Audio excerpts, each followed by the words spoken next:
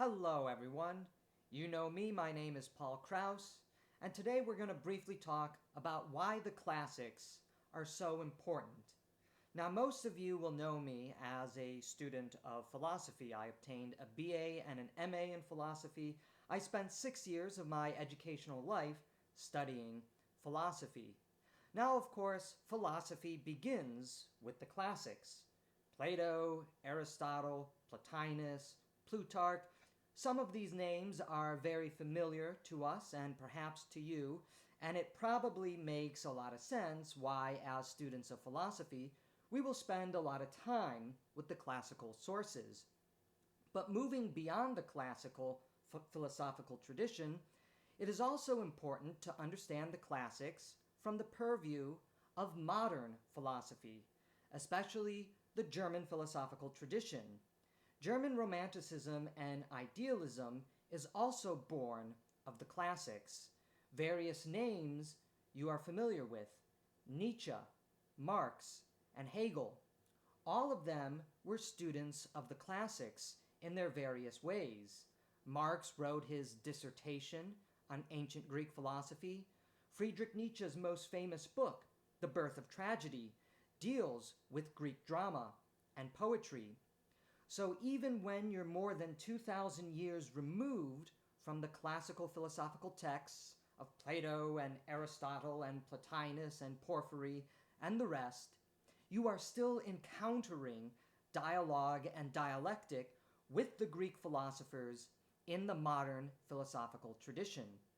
But it is not only philosophy that needs to have a strong grasp and understanding of the classics.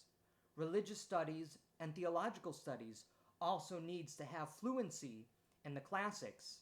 At Yale, I spent my time obtaining an MA in biblical and religious studies, studying the Old Testament, the Hebrew Bible, and Christian theology, especially the patristics and St. Augustine, whom I wrote my MA thesis on.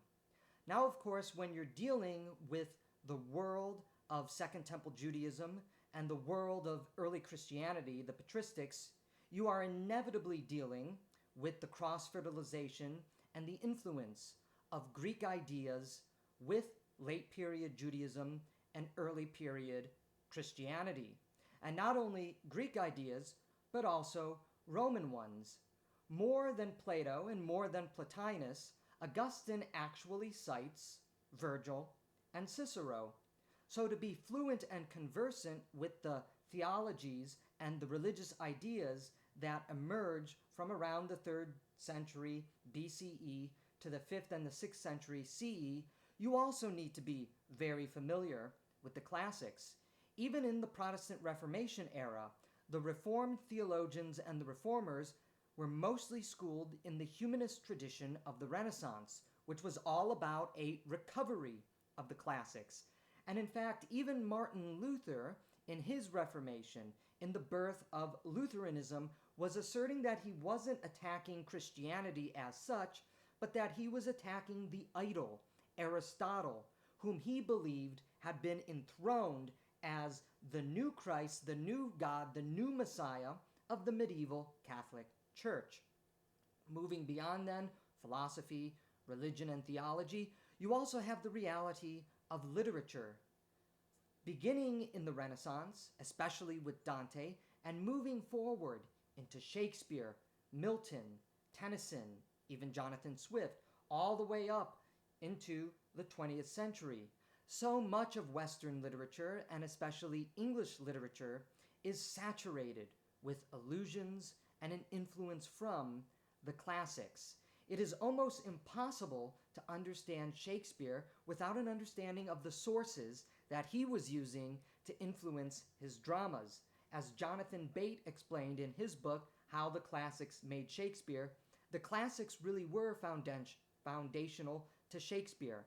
And because Shakespeare is so foundational to the rest of the English literary tradition, it simply is a matter of genealogy. To fully understand Shakespeare in the post-Shakespearean English literary tradition, you also need to know the foundational sources and the influences that went into Shakespeare. And the same is true for so many of the English poets like John Milton, even poets whom we don't necessarily associate with the classics, but who were themselves Philhellenes, men and women who were greatly influenced by their love of the classics, like Shelley and Byron. And not only is literature a outgrowth of classical influences, so too is even science.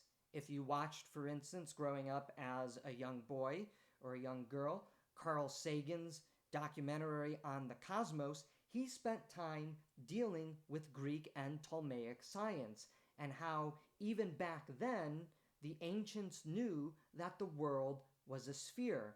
You've been lied to when you've been told that people thought the world was flat even in the Middle Ages. This is patently false. If you go to any church or any stained glass window, you will see the world painted and constructed in a spherical shape. That is because of the discoveries from Greek science in the 3rd, 2nd, and 1st centuries BCE. Greek science, while dramatically different from modern science, that is true, no one really holds to the Ptolemaic universe and cosmological model anymore. Nevertheless, some of the most important foundational aspects and discoveries of science began with the Greeks, with the classical tradition. And then, of course, you have the reality of politics. Political theory and political philosophy, political science has its true origins in the classical sources, in Plato and Aristotle and Cicero, and how these figures, especially Cicero, influenced the early modern political theorists, the birth of late Renaissance and early modern republicanism, how these ideas influenced the birth of parliamentary democracy and the Republic of the United States. In fact, Thomas Jefferson and John Adams were avid readers of Cicero. Cicero's ideas of politics were greatly influential on the formation of the Republican ideology in the Revolutionary period of the United States.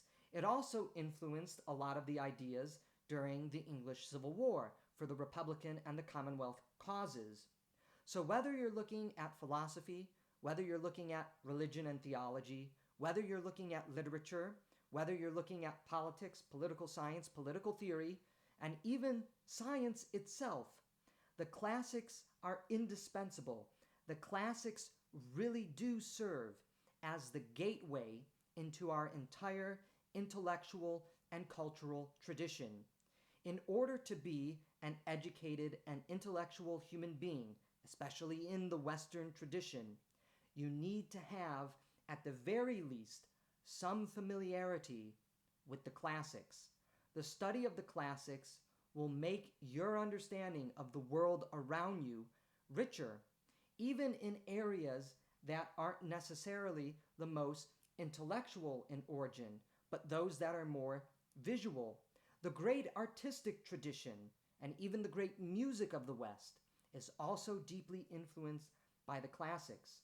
Think of all the great Renaissance sculptures and paintings, the paintings of so many Baroque churches in Europe, and even those influenced by the Baroque tradition here in North America. The classics were serving as the inspiration for Caravaggio and Michelangelo and Donatello. The classics really do touch every aspect of our culture, our heart, our visuality, our intellect. To study the classics is simply to be a richer, more educated, more intellectual human being. And in the world we live in today, that is always a good thing.